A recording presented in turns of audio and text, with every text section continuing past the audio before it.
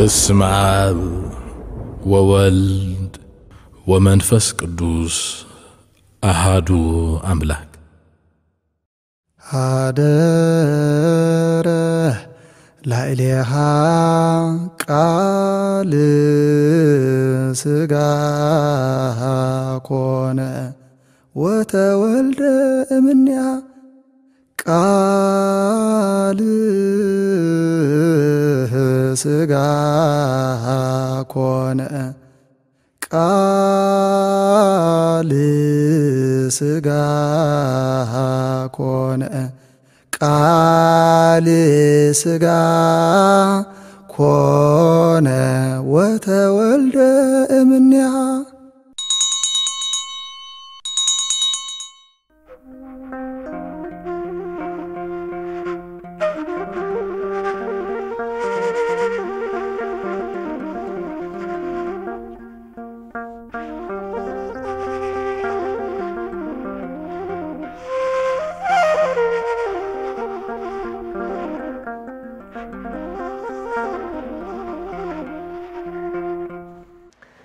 በስመ አብ ወወልድ ወመንፈስ ቅዱስ አሐዱ አምላክ ይትባረክ እግዚአብሔር ለዘአብጽሐነ እስከ ዛቲ ሰዓት። በመጀመሪያን ቅድመ ሁሉን ኣብ መንግሥቱ ስዕረት ኣብ ባህሪኡ ሞት ዘይብሉ ቅዱስ እግዚአብሔር አምላኽና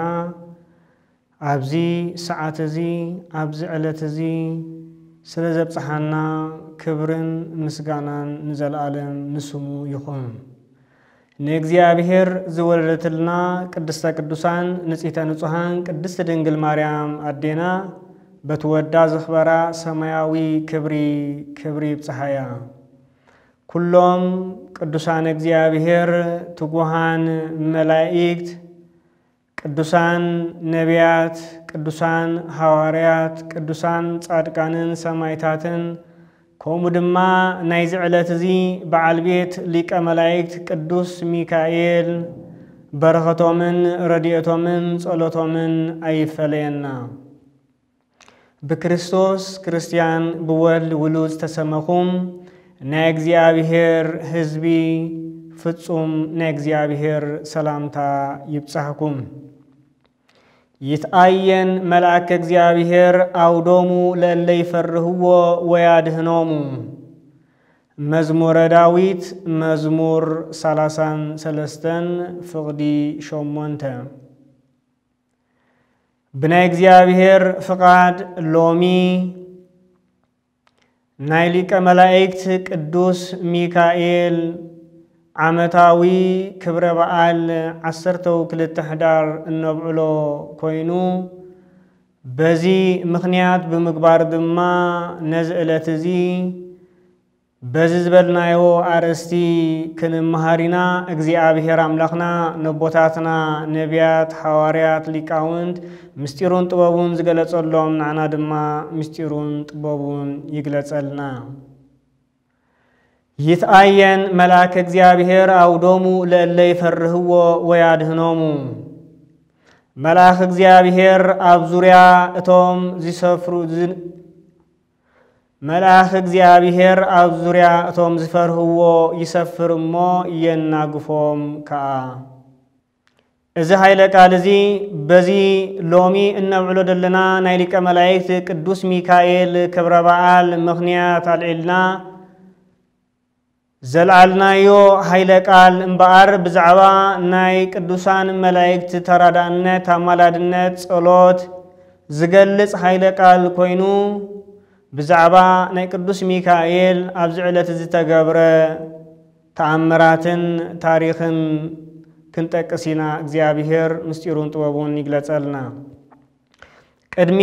ናብ ናይ ቅዱስ ሚካኤል ሊቀ መላእክት ታሪኽን መንነትን ተራዳእነቱን ጸሎቱን አማላድነቱን ምእታውና ቅዱስ ሚካኤል ካመን ወገን ከም ዝኾነ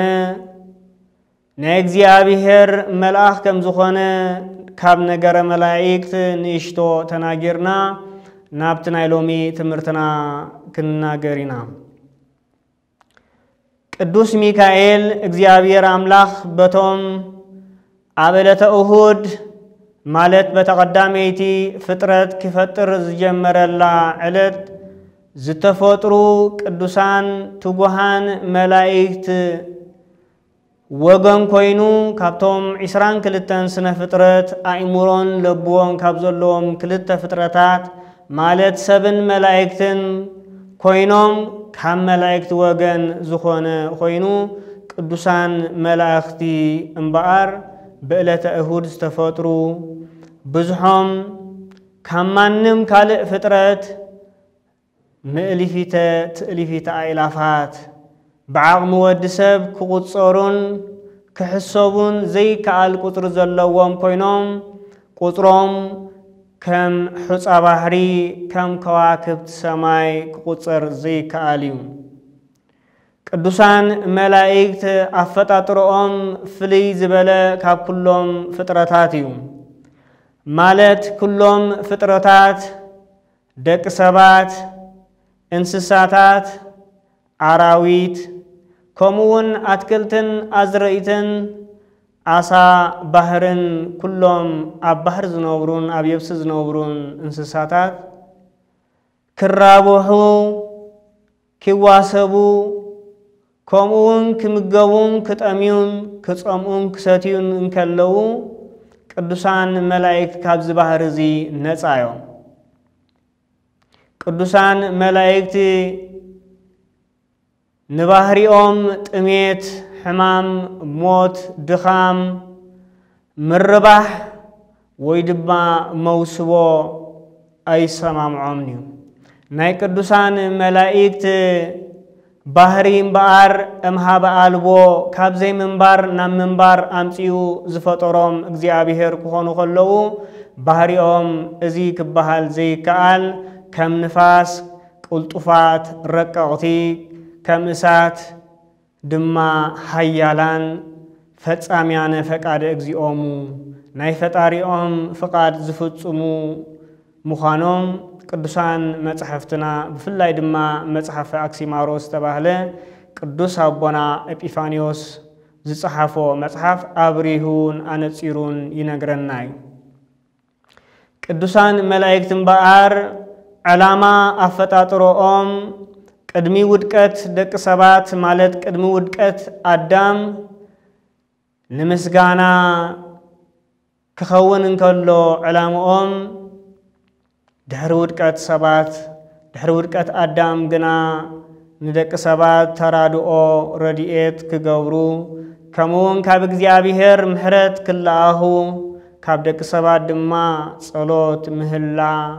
صوم بخياتن قعارن ناي كلهم دك سبات نبقد مكزيابهر كأوربو سروحهم كوينو مالتيو سلازي قدوسان تقوهان ملائكت ناي كزيابهر فطرتات كوينوم ندك سبات نرديئت نحالوا كموون دك سبات كفو أبزو قبرو لكزي دما نمعات يلاهو ايوم سلازم بار فليز بلا فتاطرهم كم زبلنايو اي بازحون اي ربحون اي رابحون اي تأميون اي تأمون اي دخمون موت حمام دخام دما اي سمام عمن سلازي نايدك سبات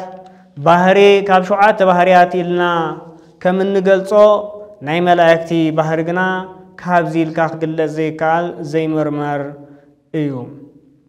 إذا نايتي زي مرمر اغزيابيهر أملاخ مننت ينقر بركيق مستيرو ناي ملاختي أفتاترا امهاب قلبو مخانو مالتيو سلازم بار ملاك ويدما ملاختي قلب قالو انتايو مسنبل اب قدسات مصحفتنا ملاك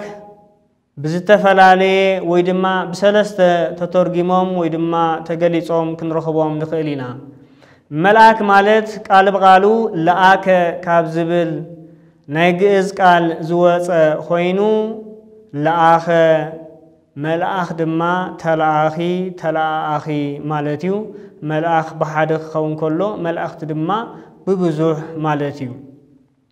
ስለዚህ ኣብ መጽሓፍ ቅዱስ ሰለስተ እንረኽበሉ እንታይ እዩ ምስ ንብል ድማ እቲ ቀዳማይ ናይዞም ቅዱሳን መላእክቲ ናይ ትጉሃን መላእክቲ ካብ እግዚአብሔር ናብ ደቂ ሰባት ካብ ሰባት ድማ ናብ እግዚአብሔር ምሕረት ካብ እግዚአብሔር ካብ ሰባት ድማ ጸሎት ናብ እግዚአብሔር ዘብጽሑ ቅዱሳን መላእክቲ ክኸውን ከሎ ትርጉሙ እቲ ካልኣይ ትርጉም ድማ ከምቲ ራእይ ዮሐንስ ኣብ ምዕራፍ 2 ፍቅዲ 1 ዘሎ ወጽሓፍ ሎቱ ለመላክ ቤተ ክርስቲያን ኢድዎ ገሊጽዎ ከም ዘሎ ነቲ ሓለቃ ቤተ ክርስቲያን ድማ ከምዚልካ ጽሓፈሉ ማለት ሓለቃ ናይ ቤተ ክርስቲያን ንምዃን ንኽገልጽ ንናይ ደቂ ሰባት መልአክ ተባሂሎም ከም ዝግለጹ እዩ ከምኡውን ወንጌል ዮሐንስ ምዕራፍ 3 ገሊጽዎ ከም ዘሎ ኣብ ፍቅዲ 1 ወሃሎ አሃዱ ብእሲ ፈሪሳውያን ዘስሙ ኒቆዲሞስ መልአኮሙ ለአይሁድ ብምባል ናይሁድ ሓለቆኦም ዝኾነ ኒቆዲሞስ ተባህለ ካብ ፈሪሳውያን ወገን ዝኾነ ሓለቃ አይሁድ ነበረ ብምባል ናይ ደቂ ሰባት ቅጽል ምዃኑውን ኣብዚ ክንመሃር ንኽእል በዚኦም ክልተ ካብ መጽሓፍ ቅዱስ ወሰድናዮም ጥቕስታት እቲ ሳልሳይ ድማ ወንጌል ማቴዎስ ምዕራፍ 25 ፍቅዲ 41 ጎይታናን አምላኽናን መድኃኒናን ኢየሱስ ክርስቶስ ነቶም ጻድቃን ብየማን ነቶም ኃጥኣን ድማ ብጸጋም ስገበሮም ነቶም ብጸጋም ዘለዎ ኃጥኣን ሁሩ ርጉማን ውስተ እሳት ዘለዓለም ዘድሉ ለሰይጣን ወለ መላእክቲሁ ተባሂሎም ተገሊጾም ዘለዉ ነቶም ፍንፉናንን ርኹሳንን ዝኾኑ አጋንንትውን መላእክቲ ተባሂሎም ብጥንተ ተፈጥሮኦም ይጽውዑ ምዃኖም ካብ ናይ ቅዱስ ካብ እግዚአብሔር አምላክ ካብ ዝፈጠሮም መላእክቲ ናይ ሳጥናኤል ነገድ ዝኾኑ አጋንንቲ ብናይ ቅዱስ ሚካኤል አሳዳዲ ሰዳዲ ሰይጣን ሰዳዲ ሳጥናኤል ኢልና ከም ንጽውዖ ንሰይጣን ዘሳደደ ንሳጥናኤል ካብ መንበሩ ዘውፅን ዝሰደደን ናብ እንጠሩጦስን ናብ ዝምድርን ናብ አየርን ዝበተኖም ቅዱስ ሚካኤል ድማ እዞም መላእክቲ ተባሂሎም ተገሊጾም ዘለዉ ድማ ናይ ሳጥናኤል ነገድ ናይ መላእክቲ ነገድ ዝነበሩ ሳጥናኤል ብትዕቢቱ ናብ ምድሪ ዝወደቁ አጋንንቲ ሰራዊቱ መላእክቱ ድማ መላእክት ተባሂሎም ከም ዝጽውዑ ቅዱሳት መጽሐፍትና ይገልጹልና እዮም እዚ ክኸውን እንከሎ እምበኣር ቅዱሳን መላእክቲ ኣብ ቅዱሳት መጽሐፍትና ኣብ ዝተፈላለየ ቦታ ክንረኽቦም እንከለና እግዚአብሔር ግብሩ ኣብ ዝገልጸሉ ጊዜ ዓበይቲ ናይ ምድሓንና ናይ ደቂ ሰባት ናይ ድሕነት ዝተፈጸመሎም ጊዜታትን ኩነትን ድማ ኣብ ኩሎም ቅዱሳን መላእክቲ ተረኺቦም እዮም ንኣብነት ኣዴና ቅድስተ ቅዱሳን ንጽሕተ ንጹሃን ቅድስት ድንግል ማርያም ክትብሰር እንከላ ንኣምላኽ ከም እትወልድ ብናይ ቅዱስ ገብርኤል ማእከልነት ናይ ቅዱሳን መላእክቲ ተሳትፎ ነይሩ እዩ እዚ በዓለ ተስቢት ኢልና ነኽብሮ 29 መጋቢት ናይ ድሕነትና መሰረት እዩ ከምኡውን ጎይታናን አምላኽናን መድኃኒናን ኢየሱስ ክርስቶስ ካብ ኣዴና ቅድስት ድንግል ማርያም ክውለድ እንከሎ ኣብ ቤተልሔም ድማ ቅዱሳን መላእክቲ ተረኺቦም እዮም ስብሃት ለእግዚአብሔር በሰማያት እናበሉ ንእግዚአብሔር አመስግኖም እዮም ከምኡውን ኣብ ጊዜ ጥምቀቱ ቅዱሳን መላእክቲ ተሳቲፎም እዮም ቅዱሳን መላእክቲ ጎይታናን አምላኽናን መድኃኒናን ኢየሱስ ክርስቶስ ኣብ ጌቴሰማኒ ኣብ ጽልየሉ ዝነበረ ቦታውን ተረኺቦም ንምጽንናዕ ጎይታ ኢየሱስ ክርስቶስ ኢሉ ጽሑፍ ኣንቢርዎ ከም ዘለውን ቅዱሳን መላእክቲ ተረኺቦም እዮም ከምኡ ድማ ኣብ ዕለተ ዓርብ ቅዱስ ኡራኤል ማእከልነት ዝገበረ ቅዱስ ጽዋ ብርሃናዊ ብምግባር ንግደም ጎይታናን አምላኽናን መድኃኒናን ኢየሱስ ክርስቶስ ብምዕቋር ንኹሉ ዓለም ከም ዝነጸጉ ቅዱሳን መላእክቲውን ቅዱሳት መጽሐፍትና ኣስፊሮም ይርከቡ ከምኡውን ኣብ መቃብር ኣብ ዝነበረሉ ጎይታናን አምላኽናን መድኃኒናን ኢየሱስ ክርስቶስ ልብሱ መጓናጸፊያኡ ወይ ድማ መግነዙ ኣብ መቃብርን ከሎ ሃደ ትርአሰ ወሃደ ትርጋጸ ኢሉ ቅዱስ መጽሐፍ ጽሒፍዎ ከም ዘሎ ድማ ቅዱሳን መላእኽቲ ኣብዚ ናይ መቃብር ጎይታና ኢየሱስ ክርስቶስ እውን ተረኺቦም እዮም። ብፍልይ ዝበለ ድማ ኣብ ጎይታናን ኣምላኽናን መድሓኒናን ኢየሱስ ክርስቶስ ተንሰኣሉ ግዜ ድማ ኣብ መበል ሳልሳይ መዓልቲ እውን ቅዱሳን መላእኽቲ ተረኺቦም እዮም። ብሕጂ እውን ጎይታና ኢየሱስ ክርስቶስ ዓጂቦም ንኣና ንደቂ ሰባት ንፍርዲ ኣብ እንመጻሉ ኣብ እንቆመሉ ግዜ እውን ንኣና ነቶም ሓጥኣን ካብ ጻድቃን ንጻድቃን ድማ ካብ ሓጥኣን ክፈልዩ ምዃኖም ቅዱሳን መጽሕፍትና ገሊጾሞ ይርከቡ። ዋና ኣርእስትና ናብ ዝኾነ ናብቲ ናይ ሎሚ ዕለት ናይ ቅዱስ ሚካኤል ዕለት ስለ ዝኾነ 12 ሕዳር ቅዱስ ሚካኤል ሊቀ መላእክቲ ክብረ በዓሉ እነኽብረሉ ስለ ዝኾንና ብዛዕባ ቅዱስ ሚካኤል ኣርእስትና መዝሙረ ዳዊት መዝሙር 33 ፍቕዲ 8 መሰረት ብምግባር ክንመሃሪና እግዚአብሔር አምላኽና ምስጢሩን ጥበቡን ይግለጸልና። ሊቀ መላእክት ቅዱስ ሚካኤል እምበኣር ካብዞም ኣቐዲምና ክንገልጾም ዝጸናሕና ቅዱሳን መላእክቲ ወገን ኮይኑ ናይ ኩሎም ሓለቓ መልኣኽ እዩ። እግዚአብሔር አምላኽና ንቅዱሳን መላእክቲ ክፈጥሮም እንከሎ በኸተማ ወይ ድማ በሰማያት ኣብ ሰለስተ ኣብ ኢዮር ኣብ ራማ ኣብ የረር ኣብ ኢዮር 4 ከተማ ከስፍር እንከሎ ማለት 40 ነገድ መላእክቲ ከስፍር እንከሎ 4 ሓለቓ ሰራዊት መላእክቲ ኣቆይሚ ካብዞም 4 ድማ እቲ ቀዳማይ ብትዕቢቱ ዝወደቀ ሳጥናኤል ክኸውን እንከሎ እቲ ካልኣይ ችሩብ እትሳልሳይ ሱራፊ እትራብአይ ድማ ናይ ኃይላት ዝተባህሉ መላእክቲ ነገድ ቅዱስ ሚካኤል ሓለቓ ናይዞም መላእክቲ እዩ። ሳጥናኤል ብትዕቢቱ ካብ ቅዱሳን መላእክቲ ካብ እግዚአብሔር ተፈልዩ ካብ ማሕበረ መላእክት ምስተፈልየ ናይዞም ክሎም ቅዱሳን መላእክቲ ሓለቓ ኮይኑ ዝተሾመ እምበኣር ቅዱስ ሚካኤል ሊቀ መላእክቲ እዩ እምበኣር። ስለዚህ ሊቀ መላእክት ቅዱስ ሚካኤል ናይ ኩልሎም መላእክቲ ሓለቓ ብምዃን እንተላይ ካብ ሳጥናኤል ዝተረፉ ንሳጥናኤል ዘይሰዓብዎ ናቱ ነገር ዝነበሩ ምስ ኃይላት ዝተባህሉ ናይ ቅዱስ ሚካኤል ነገድ ከም ዝተደረቡ እዞም ቅዱሳን መላእክቲ ቅዱሳን መጽሕፍትና ይገልጹልና። ናይ ቅዱስ ሚካኤል ትምህርቲ ክንመሃር እምበኣር ብስሙ ምስ ንጅምር ቅዱስ ሚካኤል ወገኑ ካብ መላእክት ወገን እዩ ኢልናዮ ስሙ ሚካኤል ማለት እንታይ ማለት እዩ ምስ ንብል ብዕብራይስጥ ቋንቋ ሚ ማለት መኑ ማለት ክኸውን ከሎ ወይ ድማ በትግርኛ መን ማለት እዩ ካ ድማ ከመ ወይ ድማ ከም ትርጉሙ ክኸውን ከሎ ኤል ድማ አምላክ ወይ ድማ እግዚአብሔር ፈጣሪ ዝብል ትርጉም ይህበና። ጥቅልል ብዝበለ ድማ መኑ ከመ አምላክ መኑ ከመ እግዚአብሔር ዝብል ረቂቕ ትርጉም ምስጢር ናይ እግዚአብሔር ዝገልጽ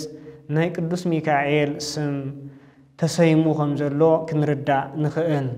መኑ ከመ አምላክ መኑ ከመ እግዚአብሔር ማለት ንእግዚአብሔር በስልጣን ዝመዓራርዮ በባህሪ ዝመስሎ መን አሎ ንእግዚአብሔር በአምላክነት ዝመዓራርዮ አማልክቲ ኢና አምላኽና ካብ ዝበሉ ኩሎም ዝመዓራርዮ መን አሎ ወይ ድማ የልቦን ንምባል ምስጢሩ ክኸውን ከሎ ካብቶም ናይ ጸጋ አምላክነት ዘለዎም ነቢያትን ካህናትን ዝተሾሙ አማልክት ዘበጸጋ ዝተባህሉ ካብዚኦም ውን ዝለዓለ መን ከም እግዚአብሔር ዝብል ዝለዓለ ረቂቕ ትርጉም ምስጢር ናይ እግዚአብሔር ዝነግር ኣብ ሰማያት ኣብ ምድሪ ካብዚ ወፃውን ንሕና ደቂ ሰባት ክንበጽሖ ኣብ ዘይንኽእል ዘይምርመር ምዃኑ እግዚአብሔር አምላኽ ብባህሪኡ ዘይምርመር እዚ እዩ እግዚአብሔር እዚኡ ክኖቱ እዚኡ ባህሪኡ ዘይበሃል መሃኑ ናይ ቅዱስ ሚካኤል ስም ምስጢር ናይ እግዚአብሔር መንነት ናይ እግዚአብሔር ዝገልጽ ስም ከም ዘለዎ ይሕብረና ማለት እዩ ኣብ መጽሐፈ መሳፍንት ምዕራፍ 13 ፍቅዲ 17 ብዛዕባ ልደት ሶምሶን ንማኑሄ ክንገሮ እንከሎ ኣዝዮም መኻናት ዝነበሩ ሰብ ሓዳር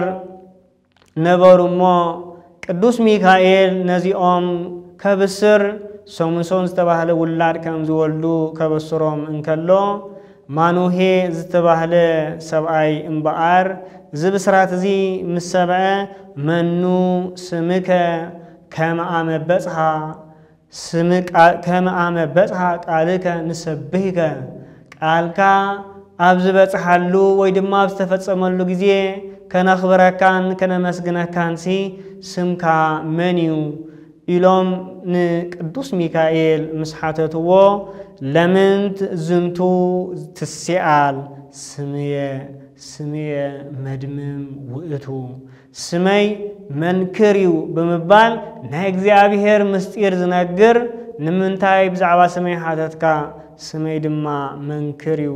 መኑ ከመ እግዚአብሔር መኑ ከመ አምላክ መኑ ከመ ፈጣሪ መኑ ከመ እግዚ ዝብል ረቂቕ ትርጉም ስለ ዘለዎ መድምም ብምባል ቅዱስ ሚካኤል ኣብዚ መጽሐፈ መሳፍንት ምዕራፍ 13 ፍቅዲ 17 ብዛዕባ ናይ ስሙ ትርጓሜ ነጊሩና ይርከብ ማለት እዩ ስለዚ ቅዱስ ሚካኤል ቅዱስ ቤተ ክርስቲያን መሰረት ጌራ እተኽብሮ ምዃና ድማ እዚ ኃይለ ቃል እዚ ይነግረና ቅዱስ ሚካኤል አርምሞ ትዕግስት ዝልማዱ መልአከ ሳይል መልአከ ምህረት መልአከ ሰላም ተባሂሉ ይጽዋዕ እዩ እዚ ዝተጸዋዓሉ ምኽንያት ድማ ቅዱስ ሚካኤል ንምስክር ኣብ መልእኽቲ ይሁዳ ኣብ ምዕራፍ 1 ፍቅዲ 9 ኣስፊርዎ ከም ዘሎ እዚ ኃይለ ቃል እዚ ንናይ ቅዱስ ሚካኤል ሊቀ መላእክት ብዛዕባ አርሙሙኡን ብዛዕባ ሬሳ ስጋ ሙሴ ክከራኸር እንከሎ ምስ ሰይጣን ዝበሎ ኃይለ ቃል ንረክብ ኣብዚ ድማ እዚ ኃይለ ቃል እዚ ናይ ቅዱስ ሚካኤል አርሙሞን ትዕግስትን ምስ ሰይጣን ክዘራረብ እንከሎ ሰይጣን ብዛዕባ ሬሳ ሙሴ ክከራኸሮ እንከሎ ዝበሎ ኃይለ ቃል እንተዳሃልዩ ወሚካኤልኒ ሊቀ መላእክት አመ ይትበሃሎ ለሰይጣን በእንተ ስጋሁ ለሙሴ ይታበለ ቃለ ጽርፈት አላ ይቤሎ ይህስከ እግዚአብሔር ይብል እዚ ኃይለ ቃል እዚ ክትርጎም እንከሎ ሚካኤልኒ ሊቀ መላእክት አመ ይትበሃሎ ለሰይጣን በእንተ ስጋሁ ለሙሴ እቲ ሊቀ መላእክት ዝኾነ ቅዱስ ሚካኤል ብዛዕባ ሬሳ ሙሴ ምስ ሰይጣን ክከራኸር እንከሎ እምበር ይታበለ ቃለ ጽርፈት ይንብብ አላ ይቤሎ ይህስከ እግዚአብሔር ኣዝዩ ሕማቕ ጸርፊ ክጸርፎ ኣይደፈረን ነቲ ሕሱርን ርኩስን ዝኾነ ሰይጣን ክጸርፎ ኣይደፈረን እንታይ ደኣ እግዚአብሔር ይግናሕካ በሎ በዚ ድማ ናይ አርምሞ ናይ ትዕግስቲ መልአክ የብሎ ቅዱስ ሚካኤል ማለት እዩ ቅዱስ ሚካኤል ሊቀ መላእክት ኣብ ቅዱሳት ገላት ኣብ ቅዱሳት ድርሳናት ኣብ ቅዱሳት መጽሐፍትና ቅዱስ ሚካኤል ዝገበሮም ተአምራትን ገላትን ድርሳናትን ኣዝዮም ብዙሓት ተአምራት ከም ዘለዉ ኩልና እንፈልጦ ሓቁ ኮይኑ ካብቲ ብዙሕ ግን በዚ ዕለት እዚ እንታይ ተገይሩ ምስ ንብል 12 ሕዳር እምበኣር ቅዱስ ሚካኤል ኣብ ዘመነ ኦሪት እስራኤላውያን ኣብ ትሕቲ ግብፃውያን ክርገጹ ክጥቁጠቁ እንከለዉ እግዚአብሔር አምላክ በመሪህነት ሙሴ ካብቲ ባርነት አውጪኡ ንባህሪ ኤርትራ ከስግሮም እንከሎ ኣብዚ ኩሉ መንገዲ ን40 ዓመት ዝኣክል እምበኣር ቅዱስ ሚካኤል ቀትሪ በአምደ ደመና ለይቲ ድማ በአምደ እሳት እናመርሐ ንቅዱሳን ንእስራኤላውያን ካብቲ ዝነበርዎ ናይ ግፍዒ ናይ ባርነት ቦታ አውጪኡ ከነአን ምድረ ርስት ከምዘእተዎም ቅዱሳን መጻሕፍትና ናይ ዝዕለት እዚ ታሪኽ ባሕሪ ኤርትራ ከፊሉ ዘሳገሮም ብናይ ቅዱስ ሊቀ ነቢያት ሙሴ መሪህነት ቅዱስ ሚካኤል ተራዳእነት ከም ዝሰገሩ ቅዱሳን መጻሕፍትና ይነግሩና። ስለዚ በዚ ዕለት እዚ እምበኣር ተራዳእነት ናይ ቅዱስ ሚካኤል ኣብ ልዕሊ እስራኤላውያን ዝተገብረሉ ኮይኑ ቅዱስ ቤተክርስትያን ድማ በዝሎም ዕለት ማህሌታን ቅዳሴኣን ሰሪዓ መልክዕ ደሪሳ ታቦቱ ቀሪፃ ቤተክርስትያኑ ሃኒፃ ተኽብሮን ተብዕሎን ዘላ ቅዱስ ቤተክርስትያን ኣብ ሙሉእ ዓለም እዚ ናይ ቅዱስ ሚካኤል ታቦት ኣብ ዘለዎ ድማ ብዓቢ ክብሪ ናይ ኦርቶዶክስ ተዋህዶ ሃይማኖት ዘለወን ቤተክርስትያናት የኽብሮኦን ማህሌቱን ቅዳሴኡን ናይዚ ቅዱስ ሊቀ መላእክት ከብጽሓ ይሓድራ ማለት እዩ። በረኸቱን ረድኤቱን ናይ ቅዱስ ሚካኤል ይብጽሐና። ቅዱስ ሚካኤል እዚ ዕለት እዚ ዝገበረሉ ክንብል እንከለና ታቦቱ መዓስ ተቐሪጹ መጀመርያ ዝተቐርጸሉ መዓሲና ምስ ንብል ድማ ቅዱስ ሚካኤል ሊቀ መላእክት ዝተቐርጸሉ ታቦቱ ወይ ድማ ቅዱስ ቤተክርስትያኑ ዝተሃንጸትሉ ወይ ድማ ዝተሰየመትሉ ዕለት እንተዳሪና ኣብ እስክንድርያ ኮይኑ ኣብ ቀዳማይ ርብዒ ናይ 4ይ ክፍለ ዘመን ኣብ 312 ተሸይሙ ዝነበረ ቅዱስ እለእስክንድሮስ ተባህለ ሊቀ ጳጳስ ኣብ ዝነበረሉ ጊዜ ኮይኑ ኣብቲ ዘመን እቲ ዝነበሩ ህዝበ እግዚአብሔር ወይ ድማ ክርስቲያናት እቲ ልማድ ናይ ቤተ ጣዖት ገና ዘይተረፈ ሓደ ስለ ዝነበረ ክሊዮፓትራ ዝተባህለት ንግስቲ ቅድሚ ልደተ ክርስቶስ ቅድሚ 300 ገለ ዓመታትን ዝነበረት ንግስቲ ኮይና ሓደ ናይ ጣዖት ሳትረን ዝተባህለ ጣዖት ኣቁይማ ቤተ ጣዖት ሰሪሓ ህንፃ ሃኒፃ ተኽብሮ ተብዕሎ ነበረት። እዚ በዓል እዚ እዚ ልማድ እዚ ድማ ን300 ዓመታት ዝኣክል ብሕቡእ ወይ ድማ ብኽዱን በብቑሩብ ክኽየድ ጸኒሑ እዩ። እዚ ልማድ እዚ እቲ ሊቀ ጳጳስ እለእስክንድሮስ ዝተባህለ ቅዱስ ኣቦ ናይ ቤተ ክርስቲያንና ነዚ ቤተ ጣዖት እዚ ክዓጽዎ ምስ በለ እቶም ህዝቢ ልማድ ቤተ ጣዖት ስለ ዝነበሮም ልማድ ናይቲ ህንፃ ስለ ዝነበሮም ንነዊሕ ዓመት ካብ ቦታቶም ሰጊርዎም ስለ ዝነበረ ብዛዕባ እዚ ክከራኸርዎ ጀመሩ። ንስኻ ቅድሚኻ ዝነበሩ 18 ፓትርያርካት ዘየፍረስዎ ዘይዓፀውዎ ስለምንታይ ንስኻ ተዓጽዎ ኣለኻ ብምባል ንቅዱስ እለእስክንድሮስ ሊቀ ጳጳሳት ፓትርያርክ ናይ እስክንድርያ ከምዲሎም ምስተማጎትዎ ቅዱስ እለእስክንድሮስ ንዕኦም ብምስትምሃር ኣረዲኡ ነቲ ህንፃ ናብ ቤተ ክርስቲያን ብምልዋጥ ናይ ቅዱስ ሚካኤል ታቦት ቀሪጹ ነቲ ቤተ ክርስቲያን ድማ ብስም ቅዱስ ሚካኤል ስም ከም ዝሰየሞን ከም ዝቆብኦን ነቲ ጣዖት ከም ዘርሓቆን በዚ ዕለት እዚ ቅዱሳን መጻሕፍትና ይነግሩና። በረኸቱን ረድኤቱን ናይ ቅዱስ ሚካኤል ምሳና ይሕደር። ካብዚ ዕለት እዚ ጀሚሩ እምበኣር ቅዱስ ቤተ ክርስቲያን ታቦቶም ቀሪፃ ስእሎም ስኢላ ቤተ ክርስቲያኖም ሃኒፃ ስሞም ፀዊዓ ነዚ ናይ ቅዱስ ሚካኤልን ናይ ኩሎም መላእኽቲ በዓል እተብዕል ኮይና ማለት እዩ። ነዚ ጸጋ ዝሃበና እግዚአብሔር አምላክ ክብርን ምስጋናን ይኹኖ። ኣብ መወዳእታ እንሪኦ ኣርእስቲ ይትኣየን መልአከ እግዚአብሔር ኣውዶሙ ለለ ይፈርህዎ ወያድህኖሙ ከም ዝብል ኣርእስትና መዝሙረ ዳዊት መዝሙር 33 ፍቕዲ 8 ኣብ ኩሉ ዓለም ናይ ቅዱሳን መላእኽቲ ተራዳእነትን ኣመላድነትን ኣዛራብን ናኾነ ብዙሓት መናፍቃን ተሃድሶአውያን ብዝተፈላለየ መልክዕ ናይ ቅዱሳን መላእኽቲ ተራዳእነት ኣመላድነት ረድኤት ዘይኣምኑ ስለ ዘለዉ ነዚ ትምህርቲ እዚ ከም መደምደሚ ኣርእስትና ከም መሰረት ኣርእስትና ጌርና ክንመሃሮ ኢና። እግዚአብሔር አምላክ ምስጢሩን ጥበቡን ይግለጸልና። ቅዱስ ሚካኤል ከምኡውን ኩሎም መላእኽቲ ዕላማ ምፍጣሮም ንሰባት ንረድኤት ካብ ደቂ ሰባት ድማ ጸሎት ምህላ ጾም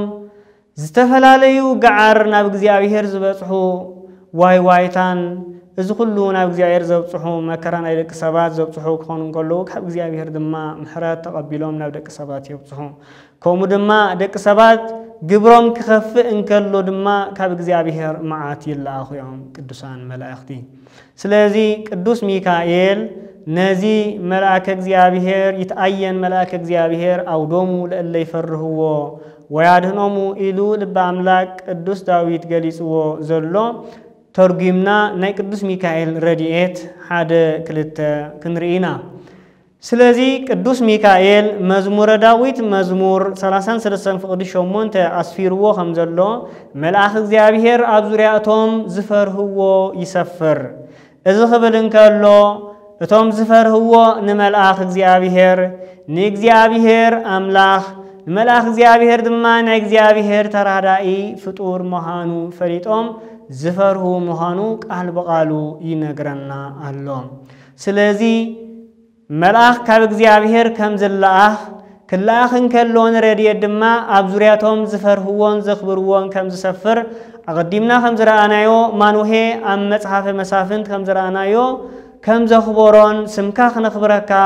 ቃልካ ምስተፈጸመ ስምካ ምእንቲ ክነኽብረካሲ ስምካ መንዩ ከም ዝበሎ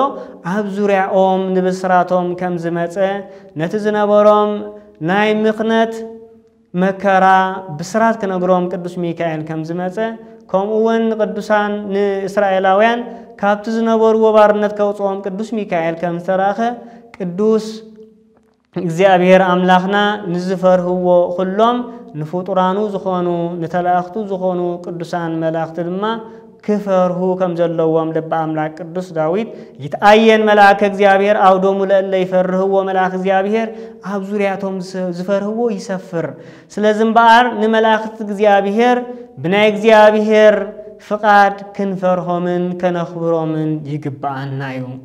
ምስል ነኽብሮም ምስል ንፈርሆም ድማ ንሳቶም ንዓና ንምሕላው ንዓና ንምርዳእ ንዓና ጸሎትና ናብ እግዚአብሔር ንምቕራብ ድማ ኣብ ዙርያና ይሰፍሩ ኣብ መወዳእታ ድማ ወያድህኖሙ ብምባል ተናጊርዎ ይርከብ እዚ ወያድህኖሙ ኢልዎ ዘሎ ሓይለ ቃል እምበኣር የናግፎም ካብ ምንታይ እንተዳይልና ካብ መከራ ካብ ከምዚ ዝኣመሰለ ናይ በዓል ማኑሄ ዝነበረ ናይ እስራኤላውያን ዝነበሮም መከራ ዝነበሮም ጭንቀት ከናግፎም ቅዱስ ልበ አምላክ ዳዊት ገሊጹ ከም ዘሎ ወያድህኖሙ የናግፎም ኢሉ ከም ዘሎ ንቅዱሳን መላእክቲ ምኽባር ምፍራህ ከም ዝግባእ ኣብ ትሕቲ ናይ እግዚአብሔር ቅዱስነት ኣብ ትሕቲ ናይ እግዚአብሔር ፍቃድ ክፍርሁን ክኽበሩን ዘለዎም ቅዱሳን መላእክቲ ከም ዝኾኑ ድማ ቅዱሳት መጽሐፍትና ይገልጹልናዮም ቅዱሳት መጽሐፍትና ገለ ካብቲ ብዛዕባ አማላድነት ተረዳእነት ናይ ቅዱሳን መላእክቲ ክገልጹ እንከለው እምበኣር ናይ ቅዱስ ሚካኤል ንሰባት ዝተራድኦ መዓስዩ ምስ ንብል ኣቀዲምና ከም ዝረኣናዮም ክልተ ታሪኽ ርኢና ኣለና ቅዱስ ሚካኤል ንሰባት ይትረፍ ንቅዱሳን መላእክቲ እውን ከም ዝተራድአ ኣብ መጽሓፈ ነቢይ ዳንኤል ኣብ ምዕራፍ 10 ፍቅዲ 13 አስፊርዎ ይርከብ ንሱ ድማ ቅዱስ ገብርኤል ንዳንኤል ንምርዳእ ንንባቆም ክልእኾ ካብ እግዚአብሔር ከም ዝተላኸ ክረድኦ ንዳንኤል ከም ዝተላኸ በዚ ግዜ እዚ እቲ ናይ ፋርስ ሓደቃ ማለት ሰይጣን 21 መዓልቲ ዝኣክል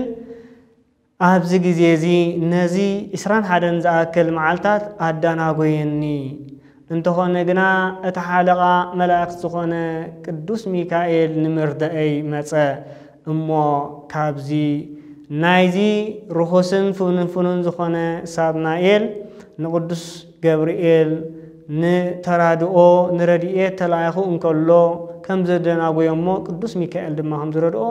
እዚ መጽሐፈ ዳንኤል ምዕራፍ 10 ፍቅዲ 13 አስፊሩልና ይርከብ ስለዚ ቅዱስ ሚካኤል ይትረፍዶ ንዓና ንድኹማት ደቂ ሰባት ነቶም ሃያላን ዝኾኑ ቅዱሳን መላእክቲ ቅዱስ ገብርኤል ናይ እግዚአብሔር ሰናይ ግብሪ ናይ እግዚአብሔር ተልእኾ ንኸይፍጸም ወትሩ ምስተጻብኡ ስለ ዝኾኑ አጋንንቲ ቅዱሳን መላእክቲ እምበኣር ኣብዚ ግዜ እዚ ብብርቱዕ ቃልሲ ቅዱስ ገብርኤል ምስ አጋንንቲ ምስ ሰራዊት ዲያብሎስ ክቃለስ ዝሕር መጽናሕ ቅዱስ ሚካኤል ሓጊዝዎ ድማ ነቲ ናይ ርሁሳን ኣጋንንቲ ናይ ሰራዊት ዲያብሎስ ውዲት ከም ዘፍሸሎን ንዑ ድማ ስዒሩ ነቲ ተልእኮ ናይ እግዚአብሔር ናብ ዳንኤል ከም ዘብጽሖን ይነግረና እዩ ማለት እዩ።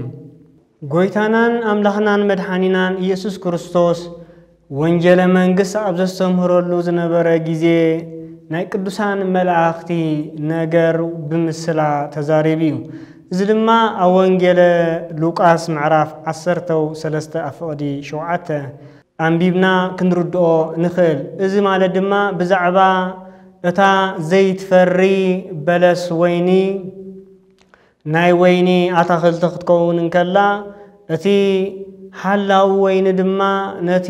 ዋና ኣታኽልቲ ወይኒ ከም ዝለመኖ ክገድፋ ክምሕራን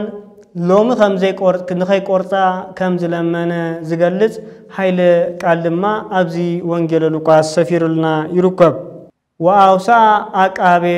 ወይን ወይቤሎ ህድጋ እግዚኦ ሃሪ ፈኒ እስከ እከሪ መሬተ ወዲ ወእኩድ ኩአ ታህቲሃ ብምባል ናይዛ ግራት እዚኣ ሓሪሰ ደኩዐ ንዓመታ ትቆርጻ ሕጅግን ግደፋ ብምባል ብዛዕባቶም ኣብ እከይ ምግባር ዝጸንሑሞ بملائكة موت كي وصلوا زقبهم ملائكة موت ويدما قدوسان ملائكة دما بزعوات نفسي كم زلمونو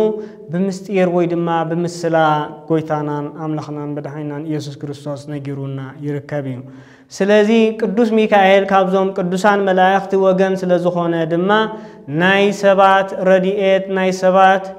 أمن فك عدميهم حاتيات أبز قبرلو جزيه كوسادو فقادو سلزي كونه قدوس ميكائيل كل جزيه نصلوت ناي قدوسان سبات نصلوت ناي حاتان سبات دما صلوتهم ويدما اتخفو قبرهم نابق زيابيهر كي عرق محرات كلمنا اللهم زنبر قدوس ملائكيو إذا وانجيل لوقاس زما ناي محرات زلمونو ملائكة خمزلو بمثلا قويتانان أملخنان مدحينان يسوع كريستوس ينقرنا أمود داتا تنبيت زكارياس صحيفو خمزلو أم عراف حدا كافقد 10 تخلطة سقاب 10 شوعات انترا رينايو إذي هيلا قالزي بزعباتي أمود داتا علم زخون نقرات سبات أبكر مجزيابيهر قويتانان أملها مدحنان يسوع كريستوس كم زقامو نفرد بزمسؤول لجزية قدوس ميكائيل انتاي ترى النت كم زقبر قدوسان ملاختي نبي زكرياس صحيفو خمزلو برأيو كم زرأيو دما كم زبالة تصحيفو يركب ووئت أميرة يتنسى ميكائيل ملاك أبي زيك أوم لديك حزبك إذا مالي دما بتجزيتي بتمسعد زخون اللو جزية بتي قدوسان كاب حتان دما كاب قدوسان زفلي لو جزية ميكائيل اتليك ملاختي طبقا خوينو أملاد خوينو كم زقرب نتوم زفر هو زنورو كم تلبا أملاك زبالو أبتوم زوريا زفر هو يسفر إلوهم زنورو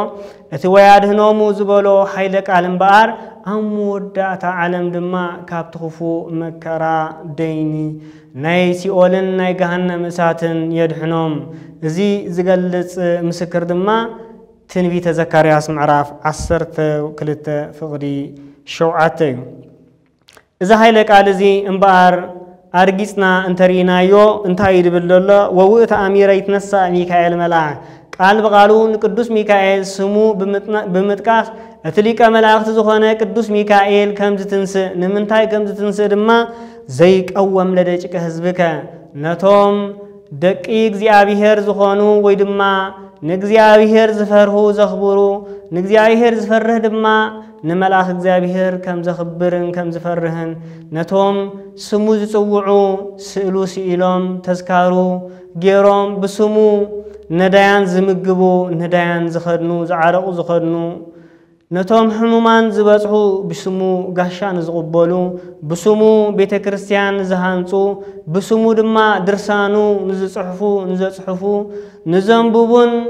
نزسمعون كلهم ازي هايلك على زي